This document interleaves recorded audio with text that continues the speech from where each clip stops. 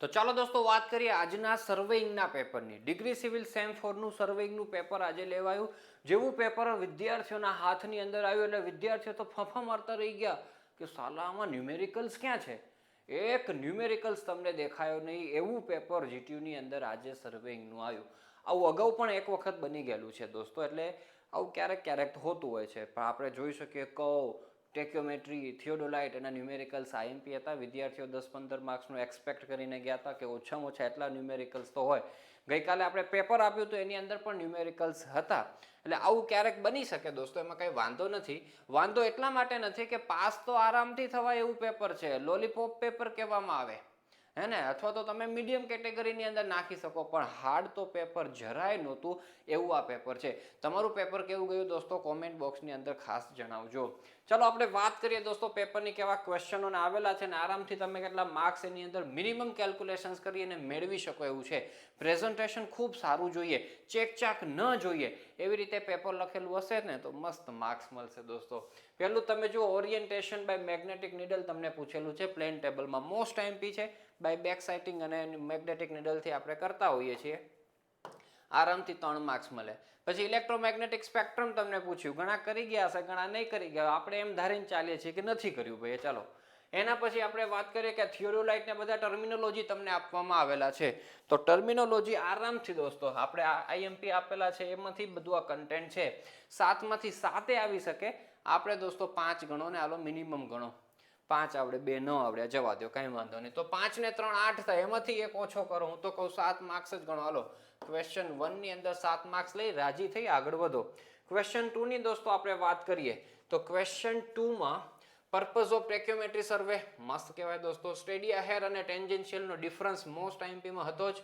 અને check accuracy for close and open traverse એ આપણે દોસ્તો એટલો આઈએમપીમાં નહોતો આપેલો, પણ ઉપરના 2 આરામથી આપણે કરી શકાય. 3 ને 4 7 માર્ક્સ તમને ત્યાં મળી શકે એમ છે. તો આરામથી એ માર્ક્સ લઈને રાજી થઈ જાઓ. હે ને, આના ઓરમાં એરર વાળો છે દોસ્તો, એ કરેલો હોય ના કરેલો હોય એવું આપણને જોવા મળે. તો 7 માર્ક્સથી રાજી થાવ ભાઈઓ. અહીંના 3 માર્ક્સ મળે, અહીંના 4 માર્ક્સ મળે, થઈ ગયા 7 માર્ક્સ. હાલો ભાઈ. ક્વેશ્ચન 3 એબીસી ઓર એબીસી. અહીંયા એડવાન્ટેજ અને ડિસએડવાન્ટેજ ઓફ પ્લેન ટેબલ. આહાહા, લખવાની શું મજા આવે દોસ્તો. આ ક્વેશ્ચન ટેસ્ટ આવે આપણને લખવામાં. પછી આ પ્લેન ટેબલની દોસ્તો અલગ મેથડો પૂછેલી છે અને ઇન્ટરસેક્શન મેથડ તમને સમજાવવાની છે. તો આ મોસ્ટ આઈએમપીની અંદર હતો. આપણને મોટાભાગે રેડિયેશન વાળું પૂછતા હતા, પણ આપણે કીધું તું 3 મેથડ કરી જજો ને આપણે કરાવેલી છે. હાઈ ક્લાસ દોસ્તો માર્ક્સ મળે. અહીંના 3 મળે, અહીંના 4 મળે. પછી આ છે ઇક્વિપમેન્ટ તમારા કયા યુઝ થાય for the measurement of base line અને હન્ટર શોર્ટ્સ બેઝ મેથડ તમારે સમજાવવાની હતી. નો આવડે તો કાંઈ વાંધો નહીં ભાઈ. 3 ને 4 7 લઈને થાવ છૂટા. ઓરમાં જોઈ લો દોસ્તો, આ જીપીએસ વાળો જુઓ, બેઝિક પ્રિન્સિપલ જીપીએસના વર્કિંગનો અને સેટેલાઇટ કોન્સ્ટેલેશન તમને પૂછેલું છે. ઓકે, આવડે તો વેલ એન્ડ ગુડ, ના આવડે તો કંઈ જવા દેવાનું. યુઝિસ ઓફ થિયોડોલાઇટ 4 માર્ક્સ આરામથી લઈ શકો. ટ્રિગોનોમેટ્રિક લેવલિંગ શું છે એના એડવાન્ટેજ ડિસએડવાન્ટેજ લખો તો એને 3 માર્ક્સ મળે, 4 માર્ક્સ મળે, થાય 7. ઉપરના થાય, હું તો ઉપરના લખું દોસ્તો ભાઈ. એડવાન્ટેજ ડિસએડવાન્ટેજના મેથડ ઓફ પ્લેન ટેબલ કેટલું મજા આવે લખવાની. 7 માર્ક્સ લ્યો ભાઈ, હાલો મિનિમમ. થાવ આગળ વધો. પ્લેન ટેબલમાંથી કેટલું પૂછાઈ જાય? 7 માર્ક્સનું અહીંયા પૂછાઈ ગયું અને પહેલો જ ક્વેશ્ચન 3 માર્ક્સનું પૂછાઈ ગયું. 10 માર્ક્સનું તમારું પ્લેન ટેબલ થઈ ગયું. એના પછી દોસ્તો આપણે આગળ વધીએ ક્વેશ્ચન 4 ની અંદર. હવે આગળ વધીએ ચલો. તો ક્વેશ્ચન 4 ની અંદર ક્વેશ્ચનો આવ્યા. સિમ્પલ સર્ક્યુલર કર્વની નીડ સ્કેચ ડ્રો કરો. મસ્ત પતંગ ઉડાડો દોસ્તો. ટ્રેપેઝોઇડલ ને સિમ્પસન્સ રૂલ મોસ્ટ આઈએમપી ની અંદર હતું જ.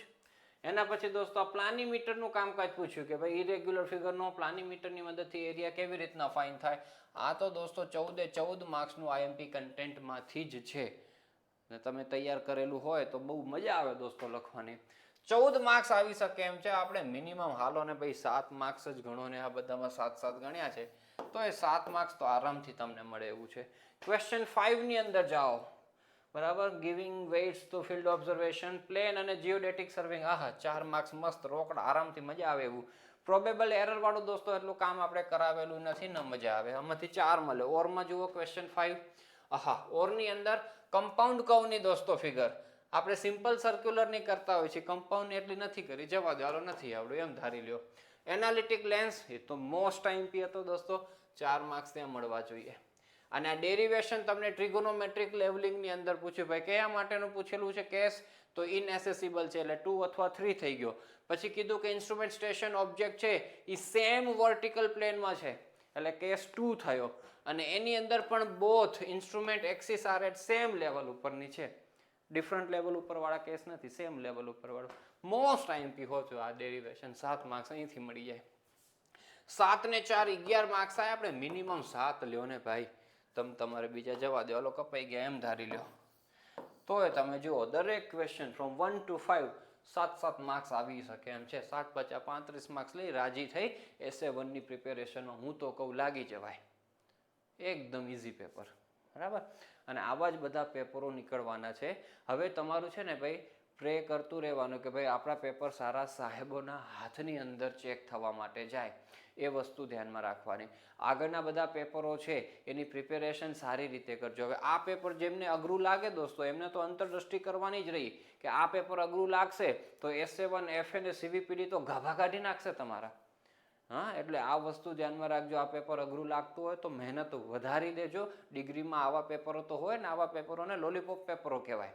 તો SA1 FM CVPD પણ સારા પેપરો તમારા જાય એવી શુભેચ્છાઓ અને શુભકામનાઓ સાથે આ વિડીયોની કરીએ આપણે સમાપ્તિ. Thank you so much.